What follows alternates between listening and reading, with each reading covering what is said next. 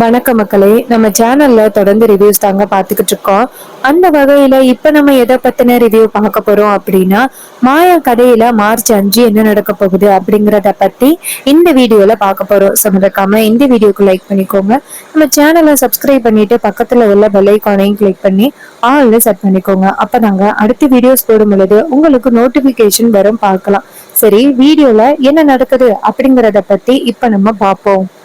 நம்ம மாயா தனாட்ட கேக்குறாங்க, சரி காலையில இருந்து பெரியப்பாவை காணுமே, எங்க போனாரு?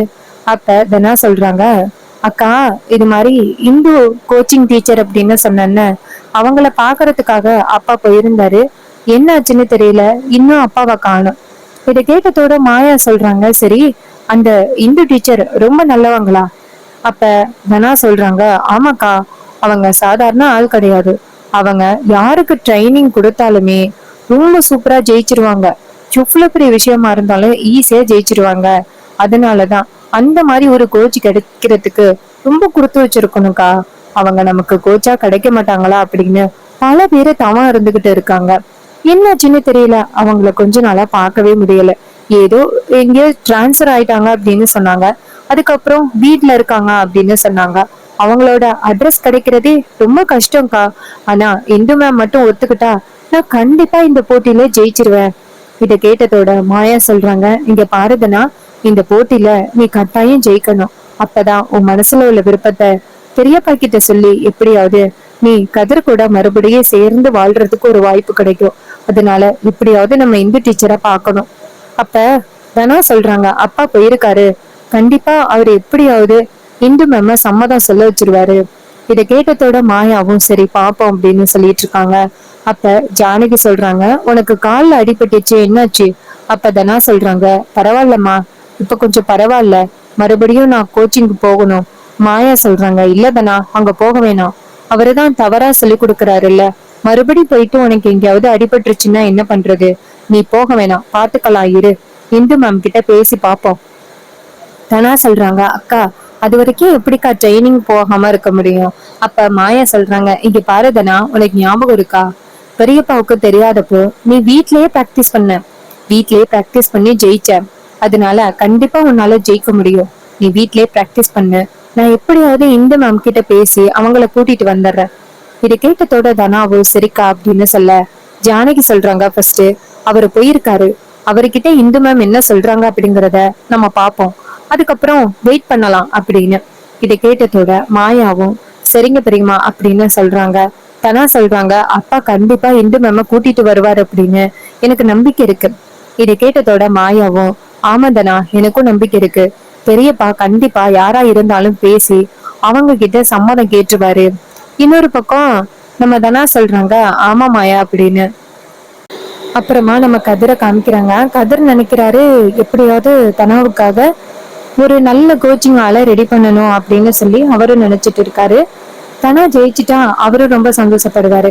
அதோட உங்க எல்லாருக்குமே தெரியும், தனா எப்படியாவது ஒத்துக்கணும் இந்த டென்னிஸ்க்கு. அவ ஒத்துக்கிட்ட பிறகு 1 மாசத்துல அவரோட லைஃப் விட்டு போறேன் அப்படின்னு நம்ம கதிர் சொல்லியிருக்காருல்ல. சோ அந்த சீன் அப்கமிங் எபிசோடுல நடக்க வாய்ப்பு இருக்கு. நம்ம ரகுராம் நேரா இந்து மேம் போய் பாக்குறாங்க. இதானே இந்து மேம் வீடு அப்படின்னு சொல்ல, அப்ப உள்ள செக்யூரிட்டி சொல்றாரு, ஆமா சார், இதுதான் இந்து மேமோட வீடு. நீங்க யாரு? இந்து மேம் அதிகமா யாரையும் உள்ளர விட மாட்டாங்க. அதுக்கு ரகுராம் சொல்றாரு, இல்ல, ஒரு முக்கியமான விஷயமா அவங்கள பார்க்க வேண்டியது இருக்கு, தயவு செஞ்சு கொஞ்சம் வழி விடுங்களேன். செக்யூரிட்டி சொல்றாரு, சார், இந்து மேம் யாரையுமே அலோ பண்ண கூடாது அப்படின்னு சொல்லியிருக்காங்க. சோ நீங்க போனா கண்டிப்பா ஏன் வேலைதான் சார் போகும். தயவு செஞ்சு சொல்றது கேளுங்க சார். அப்ப ரகுராம் சொல்றாரு, ஐயா, உங்களை கையெடுத்து கும்பிடுறேன். என் பொண்ணு ஜெயிக்கிறதுக்கு நான் ஒரு காரணமா இருக்கணும். என் பொண்ணு அவளோட வாழ்க்கையை இழந்துட்டு இருக்கிறா. அவ எப்படியாவது நல்லபடியா ஜெயிக்கணும். அதுக்கு நீங்க தான் உதவி பண்ணணும். தயவு செஞ்சு இந்து மேம் கிட்ட ஒரே ஒரு தடவை பேச விடுங்க. இதை கேட்டதோட செக்யூரிட்டியும், சரிங்க சார், நான் இந்து மேம் கிட்ட கேட்டு பாக்குறேன் அப்படின்ட்டு நேரா வீட்டுக்கு போன் பண்றாங்க. அப்ப இந்து போன் அட்டன் பண்ணி, சொல்லுங்க செக்யூரிட்டி அப்படின்னு சொல்ல, செக்யூரிட்டி சொல்றாரு, மேடம், இங்க பேரு ரகுராமா, அவரோட பொண்ணு தனாவா. இந்த பொண்ணு டென்னிஸ் கோச்சிங்க்கு ட்ரைனிங் கொடுக்கணுமா, எவ்வளவு செலவானாலும் பரவாயில்ல அப்படின்னு உங்களை பார்க்க வந்திருக்காரு. இது கேட்டதோட இந்து சொல்றாங்க, இங்க பாருங்க, நான் டென்னிஸ் கோச்சிங் எல்லாம் விட்டு பல வருஷம் ஆச்சு. சோ நான் வந்துட்டு எங்கேயும் யாருக்கும் கோச் கொடுக்க முடியாதுன்னு சொல்லிட்டு அவர் அங்கேயும் வெளியில அனுப்பிடுங்க, உள்ளார எல்லாம் விடாதீங்க அப்படின்னு சொல்லிட்டு போனை கட் பண்றாங்க. இதை கேட்டதோட செக்யூரிட்டி ரகுராம் கிட்ட, சார் நான் தான் அப்பவே சொன்னேனே, மேடம் டென்னிஸ் விளையாட்டையெல்லாம் விட்டு பல நாட்கள் ஆயிட்டு, நீங்க தேவையில்லாம அவங்க கிட்ட திட்டு வாங்கிறாதீங்க. மேடத்தோட கோவத்தை பத்தி உங்களுக்கு எதுவுமே தெரியாது, அதனால இப்படி பேசுறீங்க. சார் நீங்க போங்க. இதை கேட்டதோட ரகுராம் ரொம்ப கவலையாய் வீட்டுக்கு வராரு. வீட்டுக்கு வந்தத நம்ம தனா பார்த்துட்டு ஓடி போய் அவங்க அப்பாட்ட, அப்பா என்னாச்சுப்பா, இந்து மேம் வரேன்னு சொன்னாங்களா? அவங்கள மாதிரி ஒரு கோச் ஆளு கிடைச்சதுக்கு நான் ரொம்ப கொடுத்து வச்சிருக்கணும்ப்பா, நீங்க சம்மதம் கேட்டுட்டீங்களா? அப்ப ரகுராம் சொல்றாரு, தனா அவங்க என்னன்னு தெரியலம்மா, இந்த மாதிரி கோச்சிங் எல்லாம் கொடுக்க மாட்டேன் அப்படின்னு சொல்லி ரொம்ப கோவத்துல இருக்காங்க, அவங்களுக்கு என்ன இஷ்யூன்னே தெரியல. இதை கேட்டதோட தனா சொல்றாங்க, என்னப்பா இப்படி சொல்றீங்க, இந்து மேம் வர முடியாதுன்னு சொல்லிட்டாங்களா? அப்ப ரகுராம் சொல்றாரு, ஆமாமா, எவ்வளவு செலவானாலும் என்னால வர முடியாது, அவங்களுக்கு பொறுத்த வரைக்கும் பணம் பெருசு இல்லைன்னு நல்லாவே தெரியுதுமா. அந்த பொண்ணு இப்போதைக்கு யாருக்குமே கோச்சிங் கொடுக்கலையாம். அங்க உள்ள செக்யூரிட்டி என்ன சொன்னாருன்னா, அந்த பொண்ணோட லைஃப்ல ஏதோ ஒரு ரொம்ப பெரிய பிரச்சனை நடந்துச்சாம், இதனால அந்த பொண்ணு யாருக்குமே இப்ப கோச்சிங் கொடுக்கறதே இல்லையாமா. இதை கேட்டதோட நம்ம மாயா ஷாக் ஆகுறாங்க.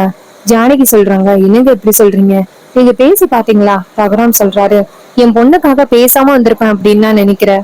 நானும் பல வகையில முயற்சி பண்ணிட்டு தான் வரேன், ஆனா அந்த பொண்ணு ஒத்துக்க மாட்டேன் அப்படிங்கிற பிடிவாதத்துலதான் இருக்கு. வேற யாராவது தான் தனாவுக்கு வந்துட்டு ரெடி பண்ணணும். அப்ப மாயா சொல்றாங்க, அந்த இந்து மேம தவிர்த்து வேற யாரும் தனாவுக்கு கோச்சிங் கொடுக்க முடியாது. ஒழுங்கா தெரியாதவங்க எப்படி தனாவுக்கு கோச்சிங் கொடுக்க முடியும்? இதனால தனாவுக்கு ஏற்கனவே அடிபட்டுச்சு பாத்தீங்களா?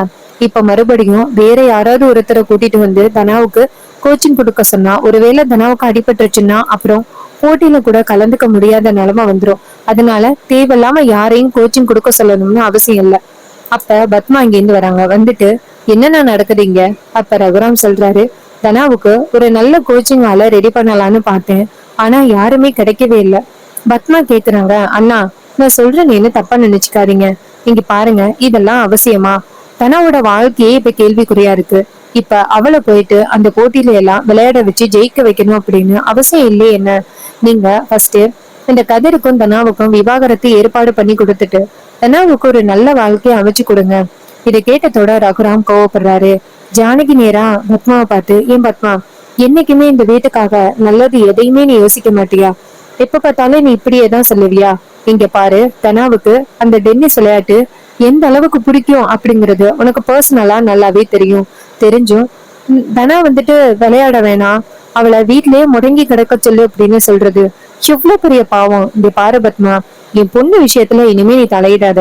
இந்த கேட்டதோட பத்மா செமையா ஷாக் ஆகுறாங்க. அப்ப பத்மா நேரா ரகுராம பார்த்து, அண்ணா என்னன்னா அண்ணி இப்படி பேசுறாங்க? தனாவோட நல்ல வாழ்க்கைக்காக தானே சொல்றேன், ஊரு சொன்னா என்ன பேசும்? இது மாதிரி வாழ்க்கையே சரியில்லை, இந்த போட்டி எல்லாம் தேவையா அப்படின்னு ஊர் சனம் பேசும். அப்ப ரகுராம் சொல்றாரு, இங்க பாரு பத்மா, மக்களுக்காக யோசிச்சது எல்லாமே போதும், இனிமே நான் என் பொண்ணுக்காக மட்டும்தான் யோசிக்க போறேன். இந்த மக்களுக்காக யோசிக்க வேண்டிய கடமை சிவாவுக்கும் பார்வதிக்கும் தான் இருக்கு, எனக்கு கிடையாது. எனக்கு என் பொண்ணோட வாழ்க்கை மட்டும்தான் முக்கியம். இதை கேட்டதோட பத்மா இரிட்டேட் ஆகுறாங்க. அப்ப மாயா நேரா ஜானகியை பார்த்து, பெரியமா கவலைப்படாதீங்க, இந்த மேம் தான் நம்ம தனாவுக்கு கோச்சிங் கொடுக்க போறாங்க, அது கட்டாயம் நடக்கும், கண்டிப்பா நம்ம தனா ஜெயிப்பா. இதை கேட்டதோட தனா கேக்குறாங்க, எப்படி மாயா, அதான் இந்து மேம் தான் வர முடியாதுன்னு சொல்லிட்டாங்களே? அப்ப தனா சொல்றத கேட்டுட்டு மாயா சொல்றாங்க, நான் எப்படியாவது வர வைக்கிறேன் அப்படின்னு சொல்லிட்டு மாயா அந்த இடத்துல இருந்து போறாங்க. அப்ப ரகுராம் நேரா தனா பார்த்து, இங்க பாரு தனா, எப்படியாவது நானும் முயற்சி பண்ணி இந்து மேமையோ இல்ல வேற ஏதாவது ஒரு புது கோச்சையோ இங்க வர வைக்கிறதுக்கு ட்ரை பண்றேன், நீ கவலைப்படாத. இது கேட்டதோட தனா சொல்றாங்க, அப்பா நீங்க கண்டிப்பா எனக்கு ஒரு நல்ல கோச்சி ஆளை ரெடி பண்ணுவீங்க அப்படின்னு எனக்கு நல்லாவே தெரியும்பா. இதை கேட்டதோட ரகுராமும், சரிம்மா நான் போறேன் அப்படின்னு சொல்லிட்டு அவரு ரூமுக்கு போறாரு. ஜானகி நேரா தனா பார்த்து, இங்க பாரு தனா, உன் அக்கா மாயா போயிருக்கா, அவ எந்த விஷயத்தை எடுத்தாலும் வெற்றியோட தான் வருவா.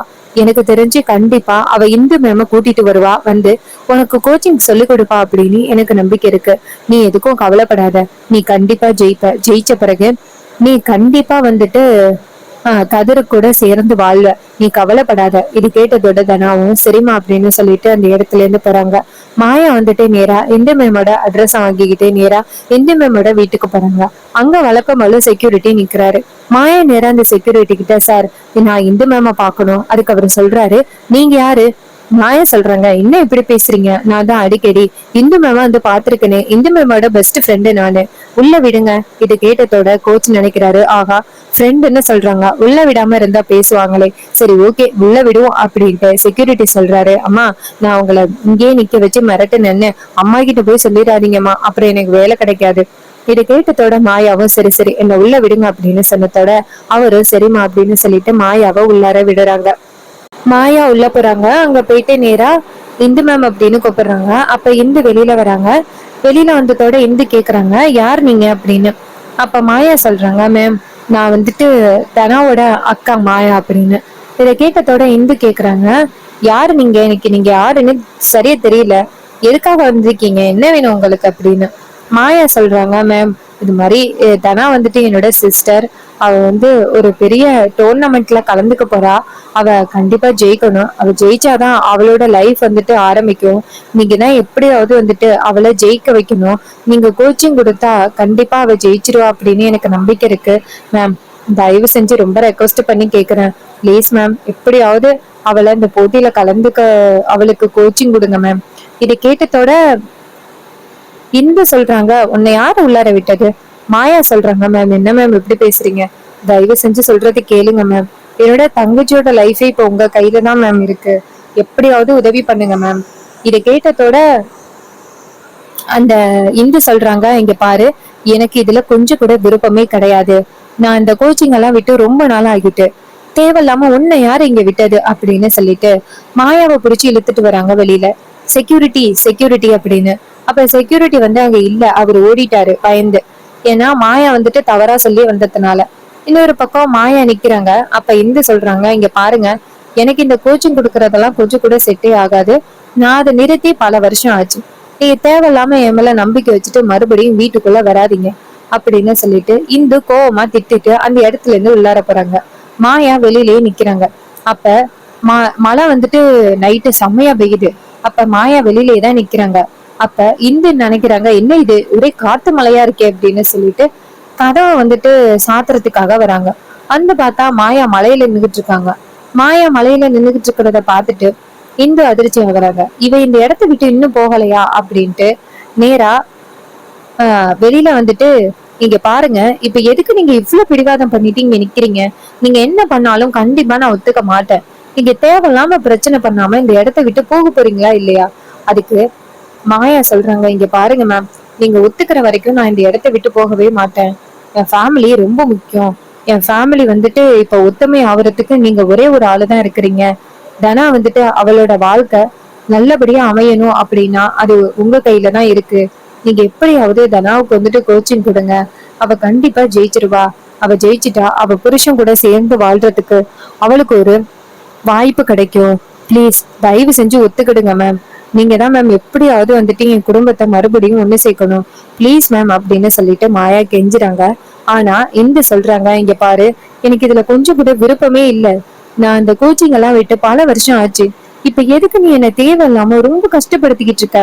அப்ப மாயா சொல்றாங்க, மேம் என் குடும்பம் ஒண்ணு சேர்றதுக்கு நீங்க தான் மேம் வழிவகுக்க போறீங்க, தயவு செஞ்சு சொல்றதை கேளுங்க மேம், ப்ளீஸ் மேம் எப்படியாவது நீங்க தான் மேம் வந்து தனாவுக்கு கோச்சிங் கொடுக்கணும் அப்படின்னு சொல்லிட்டு ரொம்ப கெஞ்சுறாங்க. இத பார்த்துட்டு நம்ம இந்து நினைக்கிறாங்க, ஒரு தங்கச்சிக்காக நீ இவ்வளவு பண்றியா.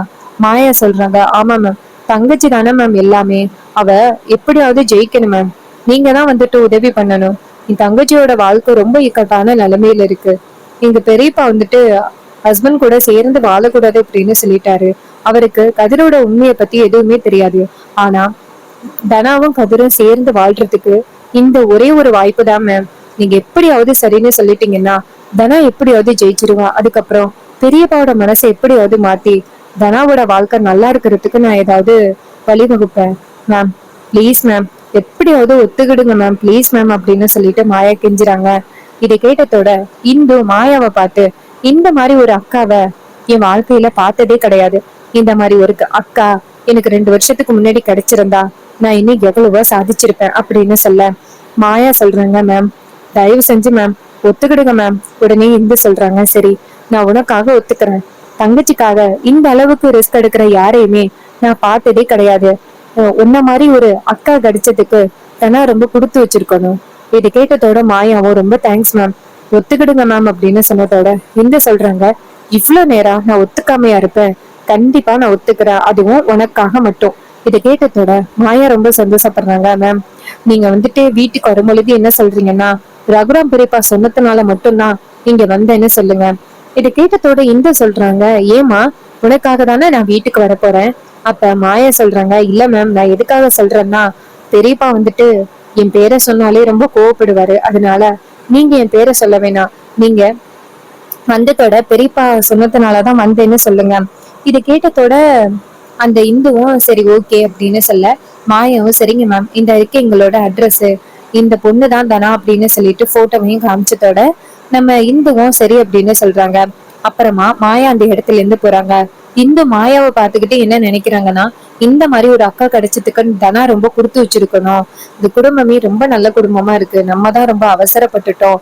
கொஞ்ச நாளைக்கு முன்னாடி நான் இந்த டென்னிஸ் கோச்சிங்க விட்டேன், இப்ப மறுபடியும் ஒரு குடும்பத்தை ஒண்ணு சேர்க்கறதுக்காக நான் இந்த டென்னிஸ் கோச்சிங்ல கலந்துக்க போறேன். ஏன்னா ரொம்ப நாளைக்கு முன்னாடி இந்த மாதிரி நான் பண்ணாம இருந்ததுனாலதான் என் குடும்பமே இன்னைக்கு சதஞ்சு போச்சு. இன்னைக்கு இந்த குடும்பத்தை சேர்க்கறதுக்கு நான் ஒரு ஆளா வந்து நிக்க போறேன் அப்படின்ட்டு இந்து வந்துட்டு சந்தோஷப்படுறாங்க. அதுக்கப்புறமா இந்து நேரா வீட்டுக்குள்ள போயிட்டு ரொம்ப நாளைக்கு அப்புறம் அந்த டென்னிஸ் பேட்டை எடுக்கிறாங்க. எடுத்துட்டு இதுக்கப்புறம் இதுக்கு ஒரு வேலை வந்திருக்கு அப்படின்ட்டு கையில எடுத்துக்கிறாங்க. மாயா நேரா வீட்டுக்கு வராங்க. வீட்டு வந்துட்டு நேரா தனாவை பாக்குறாங்க. தனா கேக்குறாங்க, அக்கா என்னாச்சு, இந்து மேம் ஒத்துக்கிட்டாங்களா, அவளை பாத்தியா? மாயா சொல்றாங்க, அதெல்லாம் பாத்துட்டேன் தனா, அவங்க சரின்னு சொல்லிட்டாங்க. அதுவும் எதுக்காக தெரியுமா, பெரியப்பா சொன்னாரு அப்படிங்கறதுக்காக மட்டும்தான் அவங்க சரின்னு ஒத்துக்கிட்டாங்க. இனிமே எந்த பிரச்சனையும் இல்ல தனா, நீ கண்டிப்பா போட்டியிலே ஜெயிச்சிருவ. போட்டியில ஜெயிச்ச அடுத்த செகண்ட் நீ போயிட்டு பெரியப்பா கிட்ட நான் கதிர் கூட சேர்ந்து வாழணும்னு சொல்லு. கண்டிப்பா பெரியப்பா எந்த விதத்திலையும் முடியாதுன்னு சொல்ல மாட்டாரு, அவரு உடனே ஏத்துப்பாரு. எந்த வித பிரச்சனையும் இல்ல. இது கேட்டதோட ரொம்ப சந்தோஷப்படுறாங்க தனா. அக்கா நீ எனக்காக என்னெல்லாம் பண்ணிருக்க, ஆனா நான் உன்னை இத்தனை நாளும் தப்பா நினைச்சிட்டேனே. மாயா சொல்றாங்க, இங்க பாரு தனா, இனிமே அதை பத்தி பேசி எந்த பிரயோஜனமும் இல்ல, நீ எதுக்கும் கவலைப்படாத, நம்ம லைஃப் இனிமே நல்லா இருக்கும். அந்த இந்து மேம் வந்துட்டா இனிமே எந்த பிரச்சனையும் இல்லை அப்படின்னு சொன்னதோட நம்ம தனாவும் ரொம்ப சந்தோஷப்படுறாங்க. அதுக்கப்புறம் மறுநாள் காலை இந்து வீட்டுக்கு வராங்க. வீட்டுக்கு வந்துட்டு ரகுராம பார்த்து கையெடுத்து கும்பிட்டு, ஐயா அன்னைக்கு நீங்க யாருன்னே தெரியாம பேசிட்டேன், ஆனா இப்பதான் புரியுது நீங்க எவ்வளவு பெரிய ரெஸ்பெக்டான ஆளு அப்படின்னு. அதனால நான் உடனே வந்துட்டேன். தனாவுக்கு இனிமே நான் கோச் கொடுக்குறேன், இனிமே தனா ஜெயிக்க போறதை யாராலையும் தடுக்க முடியாது அப்படின்னு சொன்னதோட ரகுராம் ரொம்ப சந்தோஷப்படுறாரு. சோ இந்த ப்ரெடிக்ஷன் உங்களுக்கு பிடிச்சிருந்துச்சு அப்படின்னா இந்த வீடியோக்கு மறக்காம லைக் பண்ணிக்கோங்க. நம்ம சேனலையும் சப்ஸ்கிரைப் பண்ணிட்டு பக்கத்துல உள்ள பெல் ஐகானையும் கிளிக் பண்ணி ஆல்ல செட் பண்ணிக்கோங்க. அப்பதாங்க அடுத்தடுத்து வீடியோஸ் போடும் பொழுது உங்களுக்கு நோட்டிபிகேஷன் வரும், பார்க்கலாம். தேங்க்யூ ஃபார் வாட்சிங்.